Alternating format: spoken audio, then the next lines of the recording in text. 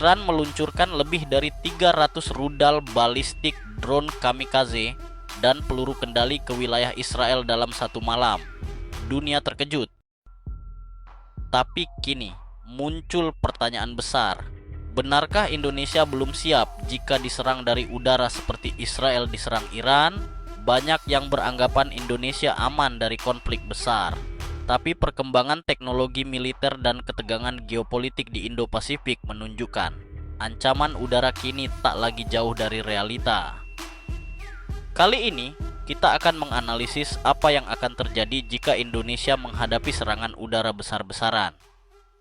Apakah sistem pertahanan udara kita mampu bertahan atau justru runtuh? Simulasi serangan udara ke Indonesia. Bayangkan ini terjadi di langit Indonesia. Waktu menunjukkan pukul 2 dini hari. Sebagian besar rakyat masih tertidur lelap. Namun di Markas Komando Pertahanan Udara Nasional, alarm peringatan berbunyi keras. Puluhan objek terdeteksi memasuki ruang udara nasional dari arah utara dan barat. Mereka melaju cepat, terlalu cepat untuk pesawat biasa. 30 rudal balistik, 20 drone kamikaze, dan belasan rudal jelajah mengarah ke titik-titik vital Indonesia.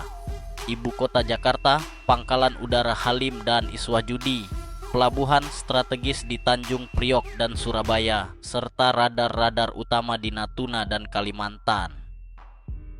Dalam 5 menit pertama, langit Indonesia berubah menjadi medan pertempuran. Ledakan terdengar di udara, sistem radar sibuk menyaring mana ancaman, mana decoy. Serangan ini bukan hanya militer tapi psikologis. Tujuannya melumpuhkan komando, menciptakan kekacauan, dan menunjukkan bahwa Indonesia tidak kebal dari serangan udara presisi. Pertanyaannya, apa yang dilakukan TNI Angkatan Udara dan Arhanud dalam detik-detik krusial ini? Apakah rudal pertahanan seperti NASAMS cukup cepat bereaksi? Apakah radar kita mampu melacak semua target sekaligus? Dan apakah kita memiliki lapisan cadangan jika gelombang kedua datang 10 menit kemudian? Dalam skenario ini, kecepatan deteksi, kemampuan tembak ulang, dan koordinasi antar satuan menjadi penentu. Apakah kita mampu menahan gempuran modern atau justru lumpuh dalam hitungan jam? Kekuatan pertahanan udara Indonesia saat ini. Indonesia bukan negara tanpa pertahanan, tapi pertanyaannya adalah seberapa siap pertahanan udara kita menghadapi serangan nyata dan terkoordinasi dari berbagai arah. Dalam beberapa tahun terakhir, TNI telah melakukan langkah besar memperkuat sistem Hanud, dari yang bersifat statis hingga yang mobile. Berikut ini adalah sistem yang sudah aktif dan operasional di medan pertahanan Indonesia saat ini. 1.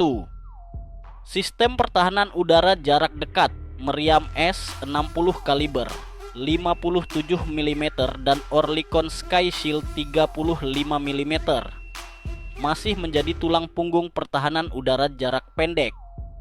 Mereka digunakan untuk melindungi objek vital dari drone, helikopter, dan pesawat terbang rendah. Meski usianya tua, meriam ini telah dilengkapi sistem kontrol tembak modern dan tetap efektif dalam skenario low altitude. 2. Rudal Hanud portable dan taktis Starstreak High Velocity Missile dioperasikan oleh Arhanud TNI Angkatan Darat, mampu menghantam target udara dengan kecepatan Mach 3. Rudal ini dipasang di kendaraan taktis atau dibawa langsung oleh pasukan infanteri.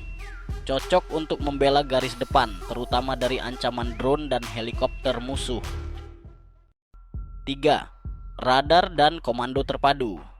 TNI Angkatan Udara telah menggelar beberapa radar GCE, Ground Controlled Intercept, yang mencakup sebagian besar wilayah udara nasional. Radar-radar ini mengarahkan jet tempur dan sistem Hanud untuk melakukan pencegatan secepat mungkin. 4. NASAMS, pertahanan udara modern. Pertama Indonesia, inilah lompatan besar. NASAMS, Norwegian Advanced Surface to Air Missile System, kini telah resmi aktif dan ditempatkan di Teluk Naga, Banten. NASAMS adalah sistem pertahanan udara jarak menengah yang menggunakan radar 3 dimensi IN per MPQ 64 Sentinel dan rudal AIM 120 AMRAAM. Kemampuan utamanya mendeteksi dan menembak jatuh rudal jelajah, pesawat tempur, hingga drone bersenjata dalam radius hingga 25 km. Teluk Naga adalah titik strategis. Lokasinya dekat dengan Jakarta, Bandara Soekarno-Hatta, dan jalur udara utama. Artinya, NASAMS kini jadi benteng penting pertahanan ibu kota. Kelima, rudal balistik KH-an, deteren masa depan. Indonesia juga telah mengumumkan rencana mengakuisisi rudal balistik taktis KH-an dari Turki. Rudal darat ke darat dengan jangkauan 280 km dan kecepatan Mach 5.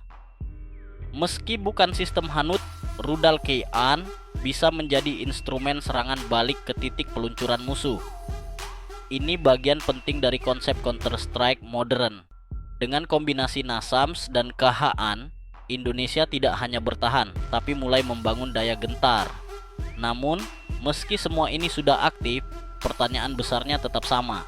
Apakah cukup untuk menghadapi ratusan rudal dan drone dalam satu malam, seperti yang dialami Israel dari Iran?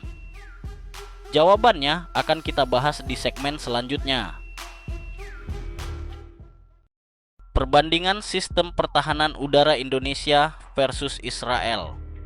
Ketika Iran meluncurkan lebih dari 300 rudal dan drone ke Israel dalam satu malam, banyak dari ancaman berhasil dicegat di udara.